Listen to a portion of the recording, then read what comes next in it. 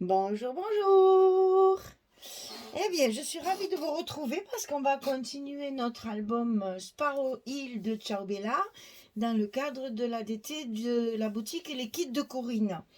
Alors, on attaque le bloc numéro 3 qui fait toujours 21 sur 24, n'est-ce pas? C'est toujours les mêmes.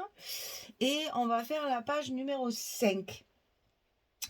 Alors, pour cette page, il y a quelques petites découpes et rabats, bien sûr, mais je voulais surtout vous montrer que quand on n'a pas beaucoup d'images dans la collection avec la possibilité de faire des cascades plus importantes, et bien sur une page 30-30, on peut couper 4 cartes pour mettre sur les cascades, et donc on arrive toujours à faire un petit peu quelque chose. Alors ici la cascade, elle va être très simple puisqu'elle elle est carrément fixée sur la page comme ceci, et je vais encore la mettre sur la gauche comme on a déjà fait précédemment pour pouvoir faire. Alors cette fois je vous ai fait un début de décoration pour que vous voyez ce que je veux dire. Quand je dis on met les cascades sur le côté pour avoir une partie déco, et bien voilà, c'est pour ça. Donc là j'ai mis ces fameuses petites cabanes qu'il y a dans la collection Pattern, la collection complémentaire, et je l'ai agrémenté avec des petites choses que j'ai découpées dans la collection A4. Donc là pour l'instant c'est tout plat, mais vu qu'après on a nos pages en relief, on peut toujours rajouter de petites fleurs, un petit embellissement en bois, fait quelque chose j'allais dire, de volumineux, parce qu'on aura la place de le mettre. Voilà, donc c'était pour vous montrer quand on laisse un espace comme ça, bien sûr, on peut mettre une photo, évidemment. Moi, j'aime bien la décoration dans les albums. Je trouve que ça donne de la vie, ça donne de la bonne humeur, ça donne du peps dans l'album. Donc, c'est vrai que j'aime bien de temps en temps mettre un peu de déco comme ça sur les pages, à l'intérieur, pour justement pouvoir travailler. Parce que, vous le savez, c'est ce que je préfère dans le scrap. J'adore faire de la déco. Donc pour pouvoir faire de la déco, ben, il faut s'en donner les moyens. Donc il faut d'abord faire une structure, mettre les papiers, découper les papiers, tout coller, et puis après pouvoir s'éclater à faire ce genre de petite décoration. Là j'ai mis donc cette cabane, il y a un petit tag, et là j'ai découpé un oiseau directement sur une carte de la collection A4 que j'ai simplement collé par-dessus. Et là je pense que je vais agrémenter. Bon, toujours, il y aura toujours un petit sentiment, hein, un petit tampon, et puis je vais l'agrémenter certainement avec des petites fleurs. Voilà, donc pour cette page numéro 5, donc il vous faut un papier de base. Donc vous savez que bon, j'ai toujours encore utilisé celui-ci parce que je l'aime pas du tout, et je trouve qu'il a rien à voir avec l'histoire, mais bon, passons.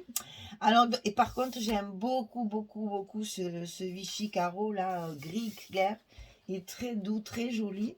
Donc, on va s'appuyer là-dessus pour y coller nos cascades. Donc, une en haut, une en bas, directement collées sur le papier, comme ceci. Donc là, 18 sur 16 et on plie, n'importe quoi, 18 sur 11 et on plie à 16 pour avoir notre languette d'accrochage là sur le papier. Alors donc, hop, on va faire ça tout de suite pour que ce soit collé et en place et qu'on puisse continuer le reste. Les autres rabats seront collés dans l'enveloppe directement. Là, il faut bien maintenir son travail pour que ça reste bien collé en face. Et donc là, vous voyez, j'avais déjà mis tout mon scotch derrière. Donc là, évidemment, après, quand quand je colle, après mon tuto de près, je remets du scotch, bien sûr, sur mes languettes pour remplacer celui que j'ai caché. Donc ça va là tout de suite. On va le mettre en place. Comme ça, celui-ci, il est fait, et il bouge plus. Alors, bien le centrer, le tenir correctement, enlever un côté, et voilà. Et maintenant, il bouge plus. on peut le manipuler tranquillement sans être embêté d'avoir peur qu'il bouge. Alors là, vous voyez, dans ces cas-là, c'est vrai que c'est très ennuyeux parce que je suis obligée de découper mon scotch. Donc, quand vous allez le faire vous, bien sûr, vous mettez le scotch au dernier moment, une fois que vos cascades sont collées. Parce que là, moi, j'avoue que je travaille à l'envers, donc forcément, quelquefois, il y a des petits couacs, des petites choses qui sont pas prévues au départ. Mais c'est pas grave, on arrive quand même.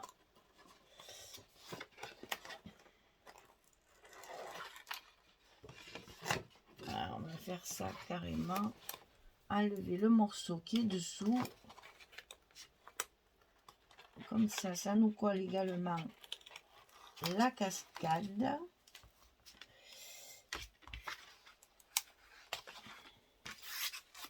J'avais pas fini d'enlever l'autre. Voilà. Et comme ça, notre feuille, elle est bien collée. Tout est bien. Alors, on n'oublie pas toujours, je le répète souvent, mais je vous assure que c'est important. Même si vous travaillez à la colle, n'hésitez pas de passer un petit coup de plioir, surtout dans les angles ici, pour que ça ne se soulève pas avec le temps. Et puis, si vous travaillez avec le scotch comme moi, vous faites à tous les endroits où vous avez mis du scotch pour bien faire adhérer notre scotch. Voilà. Et donc ici, on va mettre les papiers découpés. Alors, ensuite, on va avoir un rabat ici, sur le côté gauche, hop, hop, hop, qui est de la même grandeur que nos pages, qui va être plié comme ceci. Hein, on va l'ouvrir et après le plier comme ça. Donc, en fait, c'est la même page qui est pliée en deux, pas tout à fait en deux. D'ailleurs, c'est bien, il n'y a pas de mesure, comme ça, c'est parfait. Pour le faire, c'est super simple. Allez, je mesure avec vous. Donc ici, on a 23,4. Tout ça, c'est toujours pour utiliser les papiers en son entier. Donc là, on a 20,5. Hein? Alors, sur le côté 23,4, on va plier d'abord à 9,5. Ensuite, on va plier à... Donc là, je dois avoir 11. Si je... Voilà, c'est ça, 11,3 pour mettre une photo. Donc là, j'ai 20,3. Et ensuite, on a un petit gousset de 5 mm. Donc, ça fait 20,8. Et donc, il nous reste les 2 cm pour faire la languette pour rentrer dans le dans l'enveloppe. Alors, je répète, 23,4 sur 20,5. On plie à 9,5. On plie à 20,3 et on plie à 20,8. On a notre petit gousset de 5 mm. 8 et 5, 13.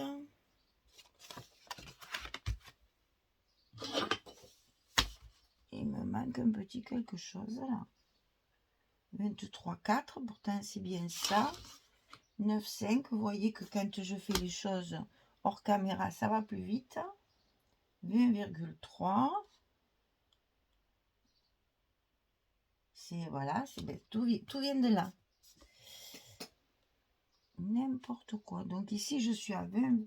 C'est pas 20,3 d'abord, c'est 20,9. Pour vous dire à quel point je suis nulle. Voilà. Ici, c'est 20,9. Et ici, c'est 21,4. Et là, je me retrouve mieux avec mes 2 cm. Hein. C'est terrible. Hein. Heureusement que j'ai encore la logique de dire c'est pas normal que là j'ai 20,8 alors que là j'ai 23,4. Ben, enfin, passons. Alors, on récapitule. Je suis désolée, hein, vraiment, je vous assure que je fais des efforts hein, pour cette histoire de mathématiques. Hein. Enfin, c'est désespérant. Je me giflerai là. Donc, sur le côté 23,4, on plie à 9,5. on plie à 20,9 et on plie à 21,4. Et ici, on a 20,5. Alors, c'est 5,6 puisque j'ai utilisé des pages 20-20. Donc, en général, je mets 20,6. Donc, entre mon massicot et ma règle métallique, il y a toujours un petit décalage d'un millimètre. Ça, c'est la coupe, l'épaisseur du trait, etc. C'est toujours pareil, ça. Donc, on reprend 23,4 sur 20,6, 9,5, 29, 21,4. Allez, il y en a assez, j'en ai marre de dire des chiffres. Et ça, on va le coller sur la partie gauche de notre page numéro 5, à l'intérieur de notre enveloppe. Alors, vous voyez qu'il y a toujours quelques millimètres à laisser en haut et en bas, puisque nous avons 21 sur notre bloc et que là on n'a que 20,6. Voilà, et ça se plie comme ceci, donc vers l'intérieur, hein. Voilà, ça vient sur notre cascade. Bien, alors après, ici on a un grand rabat comme ceci qui va fermer la page, et parce que j'ai voulu garder ce dessin là que je trouve magnifique. Alors après moult et moult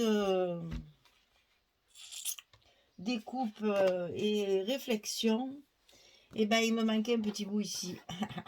Voilà, ici il me manquait un petit bout, donc j'ai triché, j'ai pris une petite carte dans la collection A4. J'ai donc évidemment assorti, hein, j'ai pris le bouquet de tulipes. Pour l'instant je n'ai mis que le papier, je vais l'agrémenter après avec un tampon, une autre petite image, hein. Je vais faire une composition. Mais je voulais à tout prix me servir de ça. Hein, c'est celle-ci de page.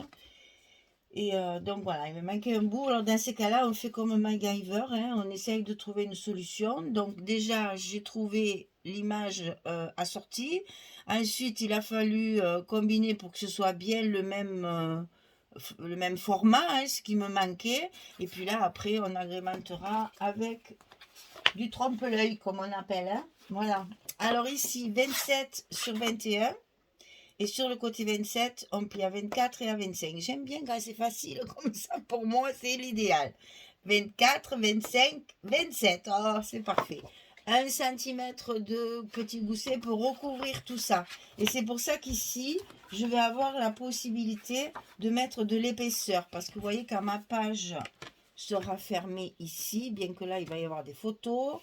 Voilà, ici, il me reste de la place pour mettre ma déco. Donc là, je vais mettre ce qu'il faut. Donc ici, on le colle du côté droit à l'intérieur de notre enveloppe. Là, on n'a pas besoin de calculer parce que c'est la même dimension. Donc juste, on met le long de la pliure la première pliure du gousset. Et voilà. Et on n'a plus qu'à mettre nos petits aimants. Comme je vous l'explique depuis le début, je n'ai pas voulu mettre les aimants. Je n'ai pas voulu mettre les aimants avant de faire ma structure parce que chaque fois, je ne sais pas trop où je vais. Et pour les mettre au bon endroit, il vaut mieux faire la structure et les mettre après. Donc là, je pense que 2, ça devrait suffire. Bon, allez, au diable l'avarice. Il n'y a pas encore les photos. Donc on va aller jusqu'à 1,3 m pour être sûr que ce soit parfait. Parce que là, il risque d'y avoir un peu d'épaisseur.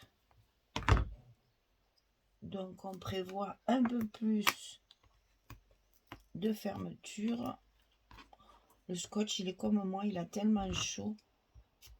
Il se décolle de la protection avant que je lui demande. Beaucoup de gens nous envient, hein, pour notre chaleur. Mais là, j'avoue, en plein mois de juillet, quelquefois un peu pénible quand même, hein. Ben, on a des heures de la journée où bon, ceux qui ont la chance comme moi de ne pas travailler, n'est-ce pas? Enfin, d'avoir fini de travailler, c'est pas pareil. Parce que là, j'ai quand même travaillé 43 ans comme tout le monde, hein. Mais quand on a la chance de pouvoir rester à la maison avec ces chaleurs, j'avoue que c'est bien appréciable. Hein. Pas être obligé de ressortir à 1 heure de l'après-midi là pour repartir au bureau. Oh là là, oui, ça c'est des souvenirs difficiles. Donc là, oui, c'est vrai que c'est agréable d'être à la retraite quand il fait chaud aussi. Parce que comme ça, on peut rester à la maison avec les volets bien fermés pour essayer de ne pas faire rentrer la chaleur. Donc là, c'est normal, hein, puisque ici, nous avons 20,6. Ici, on a 21. Vous allez avoir, comme sur le premier rabat, des petits millimètres de chaque côté qui vont dépasser. Hein. C'est normal puisque ce n'est pas la même hauteur. Et puis, ça fait du déstructuré comme j'aime bien. Voilà, et bien il n'y a plus qu'à coller tous les papiers. Je fais ça hors caméra parce qu'il n'y a rien de sensationnel. Et je vous montre à la fin ce que ça donne avec mes espaces photos que j'ai prévus un peu partout. Allez, à tout à l'heure. Voilà, j'ai terminé. Alors, je vous ai fait un exemple de tamponnage. C'est pas, je suis embêtée parce que c'est un peu long à sécher. En fait, j'ai tamponné donc avec un tampon clear, hein, avec un joli appareil photo. J'ai tamponné avec de la Versafine claire. Alors, Versafine claire, c'est ça. C'est celle-ci. Elles sont très très chargées en pigments. Donc ça vous, bon, comme la Versafine noire, c'est la même chose, hein, mais ça vous fait un détail justement assez précis. Vous avez pour des tampons comme ça où il y a beaucoup de petits détails, ça fait un tampon vraiment extraordinaire. Le seul inconvénient, c'est que c'est très long à sécher. Et si vous vous amusez à fermer vos pages, vous allez avoir des appareils photo collés partout. Alors, essentiellement, le tamponner avant, comme ça vous avez le temps de laisser sécher vos cartes et de les coller après dans votre album. Bon, moi, c'était pour vous faire voir, donc je viens de le faire maintenant.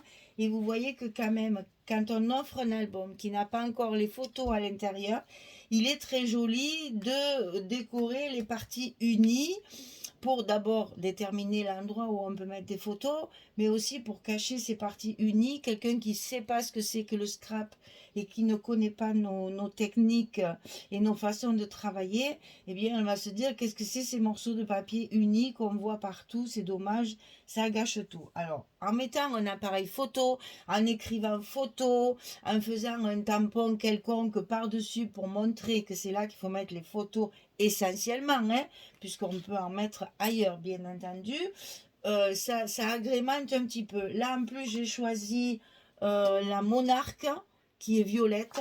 Donc, vous voyez, à l'intérieur, ça se présente comme ceci. C'est très, très chargé en pigments. Hein. C'est vraiment, il ne faut pas trop appuyer le tampon, sinon ça bave. Hein. C'est vraiment très chargé. Qu'est-ce qu'ils nous disent là? Voilà, encre à pigment pour motifs détaillés. Faire ressortir les moindres détails, la plus longue durée. Ah oui, alors le pad d'encre est soi-disant hyper long, ne sèche pas, etc. Bon, ça on verra bien à l'utilisation. Et donc c'est aussi parfait pour l'utilisation de l'aquarelle, hein, pour la couleur des images estampées. Et alors ils disent que le bord blanc de ici, là, c'est blanc tout autour. Vous voyez là, je ne sais pas si vous verrez d'ailleurs. Ils disent que c'est normal, que l'encre n'a pas pénétré jusqu'en bas. Ça, c'est pour excuser certainement une malfaçon. Enfin, à mon avis, c'est normal, ils ont raison. Mais bon, ils ont tellement peur que les gens rouspètent et disent ah, il est à moitié sec. Voilà, ils me le mettent sur la notice. Ça, c'est toujours pareil quand on a affaire à. Passons. Donc, moi, pour éviter que ça ne me. Comment dire, que ça se reproduise partout dans mon papier. Hein. Je ne veux pas que ça me tache mon papier. Je vais mettre ça, puisque là, ce n'est absolument pas sec. J'ai essayé de le sécher avec le heat gun, mais même ça ne suffit pas. Donc, pour pouvoir plier ma page, ben, voilà, je mets des post-it. C'est pas du tout mon habitude. Hein. C'est juste parce que j'ai voulu vous montrer que ces parties unies, il faut les agrémenter quand vous offrez un album parce que c'est nettement plus joli. déjà, d'une part, et plus compréhensif pour quelqu'un qui ne sait pas ce que c'est qu'un album scrap et qui va se dire, mais où je mets les photos? Moi, je sais que c'est souvent les personnes qui ne sont pas du tout habituées à ça. C'est la première question qu'on me pose.